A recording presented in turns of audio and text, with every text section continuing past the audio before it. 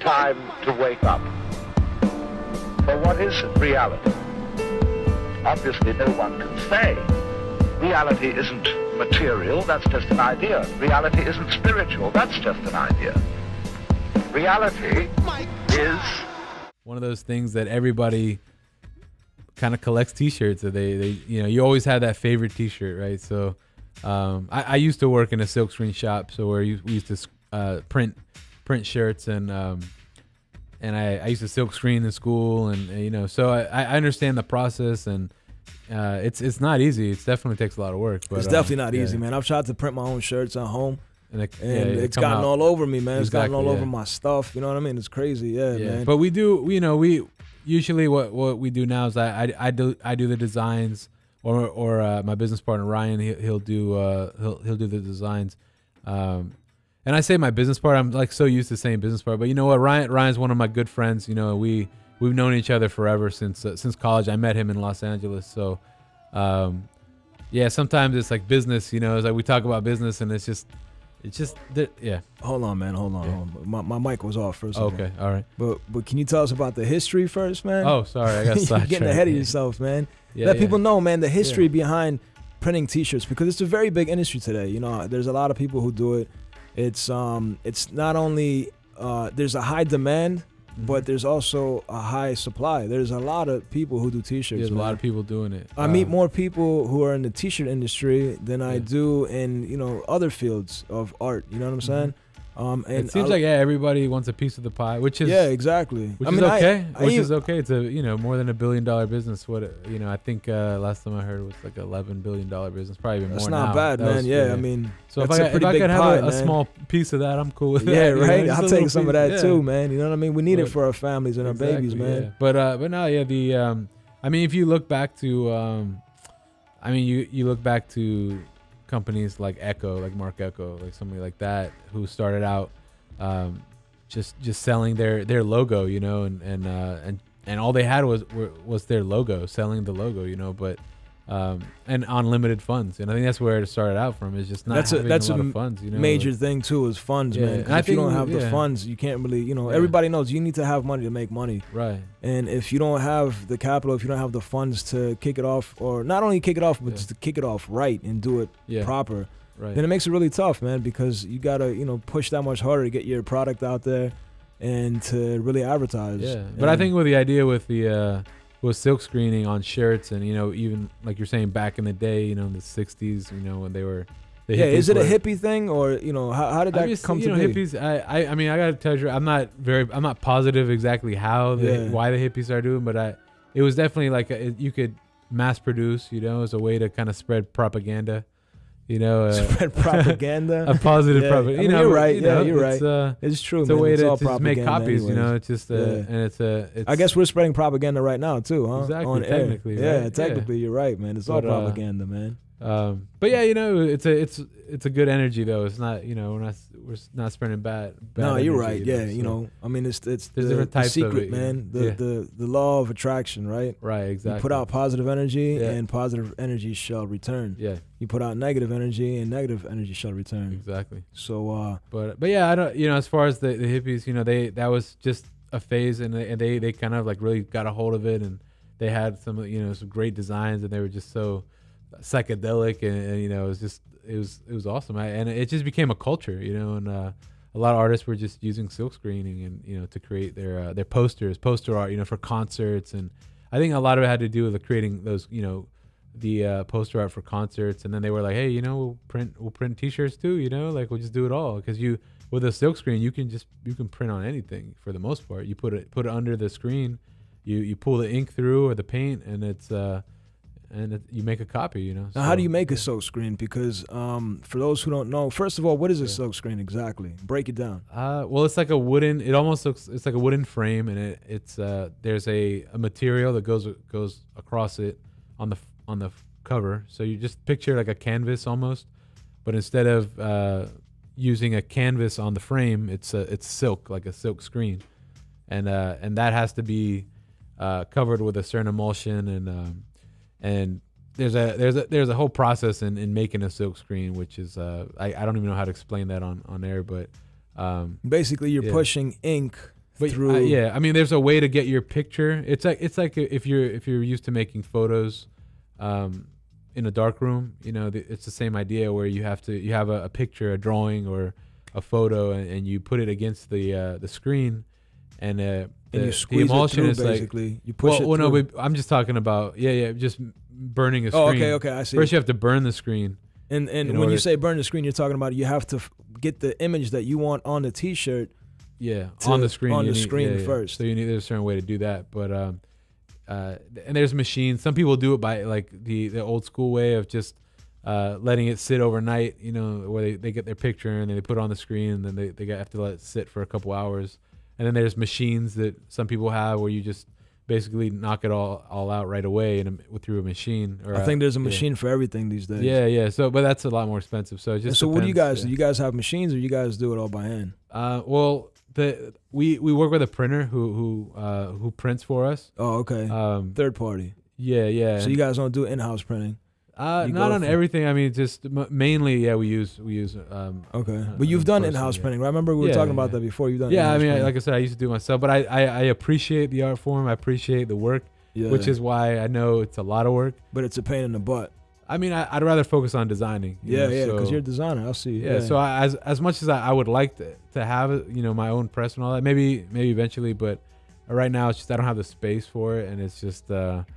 It's a time thing. I just feel like I'd rather hire, somebody else to do it, and then we're making the economy better, right? We just gotta spread the wealth, right? If I pay somebody else, I'm not trying to hoard it all to myself. It's a like I said, we want to work with creatives. We want to just kind of, create a community. So I don't want to. The basis of commerce. Yeah, exactly. There's no commerce if you don't have an exchange. Yeah, so yeah, I could dig that. Yeah, man. But right now, like I said, we use a guy, and he helps us out, and he does his by like the old school way of doing it, by letting the picture sit on the screen overnight or how many hours he does it for. Oh, okay. So he does it the old school way. Yeah, he doesn't use a machine either. He prefers it that way. So some people just have their own preference, but it's all you just once you burn the screen, then it's good to go. Then you can put the ink on it.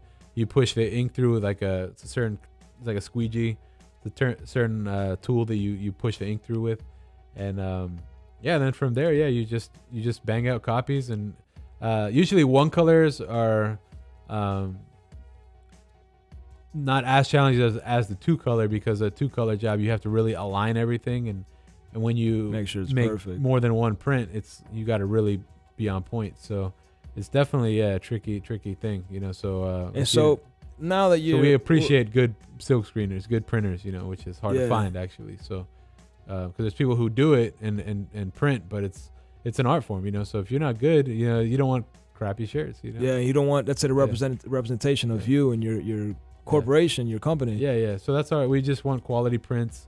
We really try and focus on more of soft prints, so soft hands prints, or water based, but the silk screener we use, he has a certain method of doing it, and he keeps our inks nice and soft, and that way on the shirt it doesn't feel too heavy, and okay. When you wear a shirt, it's like, when you feel like you're sweating, because that shirt, that ink is so thick, that's what we don't want. So we want it just nice and so you want it to be able to breathe and comfortable. That's the idea, just to live comfortably, right? And that's the idea of our clothing. And I've always kind of picked out clothing like that. Is just always want like something just nice and comfortable. And our shirts are real soft, so they're 100% cotton. They're soft, they have a nice texture to them. And like I said, our prints also are just nice and soft, so they're not too heavy.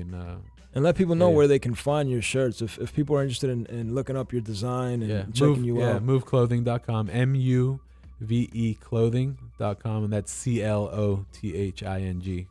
Okay, so MUVEclothing.com. MUVE. Yeah, so if you can remember MUVE, then you just type in clothing after that, and you're good. All one word. Yeah, no space. .com. Yeah. Cool.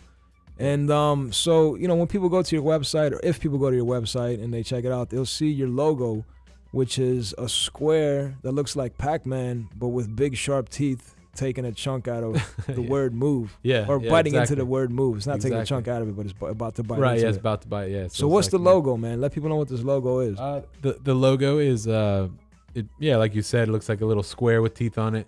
ready to bite something. Almost could look like a shark or like almost like a lizard, or, you know, a snake head maybe. But main thing is the idea is it's the name of it is the evil square, and it's all about really creativity and thinking outside the box, and that's why it's like the square, you know, is like just thinking outside of the box. You know, that's the whole idea of it, you know. And the evil square is like the idea of following the norm, and you know, a lot of people try and stay inside the box because there's formulas that work and formulas that sell things, and you know, so we're, you know, working in the design field and graphics field. You see a lot of that where everything is just we have to follow a certain formula. So MUVE Clothing is just a venue for us to expose our creativity and just not have to stay with inside the box. We just have fun.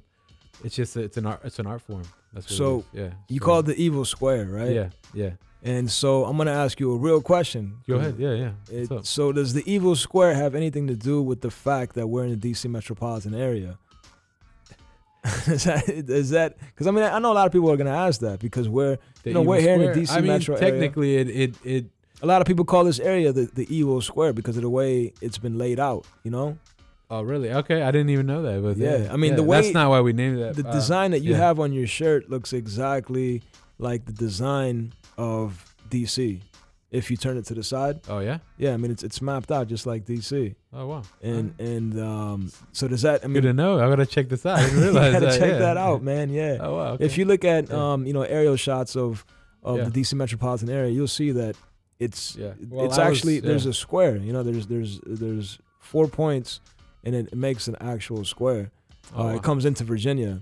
That's how it closes off. Well, I was born in DC, so maybe it's just kind of ingrained in me. You know? Yeah, it is ingrained with you. Yeah. But yeah, the evil square.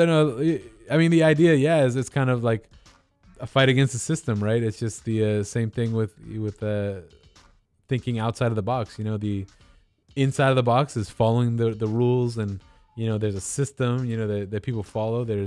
There's laws. We're not saying to be against the law, but it's just you're not trying to advocate chaos. No, but we are. But you're saying to think outside of the box. Yeah, Don't be to make you know, if you think outside of the box, you can have better ideas, better solutions to problems that there already are. So we are, you know, we're conscious to the world and what's going on, and we even have a shirt right now. It's the gorilla versus gorilla shirt right now, and it's gorilla versus gorilla. You know, I want to get into the gorilla shirt, but I'm gonna take a quick music break.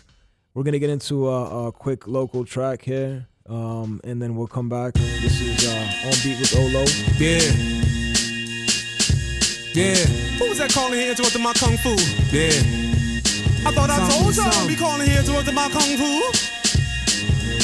What? Y'all turkey scram. Spit the scene. Beat it. I see y'all tomorrow. Practicing drunken Wing Chun fist. Suckers mad at my chain punches cause they obnoxious. Lead flexes kicking niggas center line section. Pokey keep my meridians hard with no protection. My iron shirt work, your punches don't hurt. You ain't got the footwork to see me get cheap dirt beating energy. I can feel the vibe of an enemy before he get close. All they gotta do is think of me. Sink down to Ichikima, hands forward and juke mine. Push his horse forward with toy mine. I be training with the old man. Work the boy son tongue, sipping Sneaky Pete, burning the strong one. Teaching his kids about power, angles and distance, proper technique and detail. Master these things and your kung fu won't fail. More y'all Wing Chun, kung fu prevail. Hand to hand, foot to foot. There's no unstoppable technique which adds up to infinite possibilities. You to get that ass beat. Ichikima, toes and knees, bend hands front and Juma. Ichikima, toes and knees, bend hands front and Juma. Ichikima, toes and knees, bend hands front and Juma. Ichikima, toes and knees, bend hands front and Juma. What is your style? I call it the art of fighting without fighting. Show me some of it. Practicing.